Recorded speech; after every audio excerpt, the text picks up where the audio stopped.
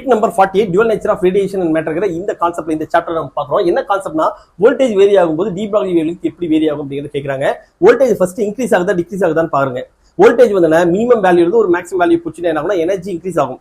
Energy increase ஆச்சுன்னா என்ன ஆகும்? ஃப்ரீக்வன்சி அதிகமாகும். அப்ப கரஸ்பாண்டிங்கா வேவ்லெங்த் குறையும். அப்ப பொட்டன்ஷியல் டிஃபரன்ஸ் இன்க்ரீஸ் ஆச்சுன்னா வேவ்லெங்த் குறையும். அதே பொட்டன்ஷியல் டிஃபரன்ஸ் டிக்ரீஸ் ஆச்சுன்னா வேவ்லெங்த் இன்க்ரீஸ் ஆகும். இதுதான் ஐடியா. ஓகே, இப்போ வந்து பாருங்க, இதுக்கு என்ன கான்செப்ட் யூஸ் பண்றோம் அப்படின்னா lambda is proportional to root of V அப்படிங்கிற இந்த concept.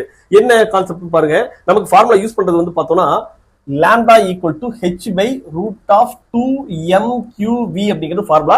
qங்கிறது charge of the particle, vங்கிறது ஆக்சலரேட்டிங் பொட்டன்ஷியல். இதுல வந்து பார்த்தோம்னா lambda is directly proportional, inversely proportional to root of v அப்படிங்கிற இந்த ஐடியா சொல்லலாம். இப்போ வந்து பாருங்க, நமக்கு electrons used in an electron microscope are accelerated by a voltage of 25 kilovolt. First வந்து என்ன இருக்கு? 25 kilovoltல இருக்கு.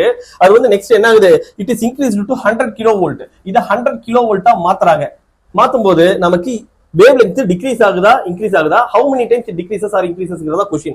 இப்போ வந்து பார்த்தோம்னா நமக்கு பொட்டன்ஷியல் டிஃபரன்ஸ் இன்க்ரீஸ் ஆகும்போது வேவ் லெங்த் என்ன ஆகும்? குறையும். அப்ப வந்து என்ன இன்க்ரீசஸ் அப்படிங்கிற ஆப்ஷன் வராது.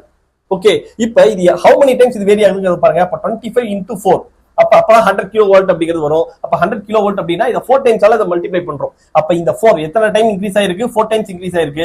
இதுக்கு ரூட் எடுத்தீங்கன்னா என்ன வரும்னா நமக்கு 2 அப்படிங்கிறது வரும். ஏன்? இந்த ஃபார்முலாலயே பாருங்க, இந்த ரூட் அப்படிங்கிறது இருக்கு. சரியா? அப்ப நமக்கு என்ன ஆகுது? இது ரூட் எடுத்தோம்னா 2 டைம்ஸ். அப்ப 25 கிலோவோல்ட் வந்து 100 கிலோவோல்ட் வேரி பண்ணும்போது பொட்டன்ஷியல் டிஃபரன்ஸ் இன்க்ரீஸ் ஆகும்போது நமக்கு என்ன ஆகுது? Wavelength decreases by 2 times அப்படிங்கிறது இது கரெக்டான ஆன்சர். இப்போ இந்த மாடல்ல உங்களுக்கு பிராக்டிஸ் क्वेश्चंस வேணும்னா என்ன பண்றீங்கன்னா 9750771555 அப்படிங்கிற இந்த நம்பருக்கு ட்ரிக் நம்பர் 48 அப்படிங்கறத போட்டு உங்களோட நேம் அண்ட் டிஸ்ட்ரிக்ட ஃபார்வர்ட் பண்ணுங்க. உங்களுக்கு தேவையான பிராக்டிஸ் क्वेश्चन உங்களுக்கு தேடி வரும்.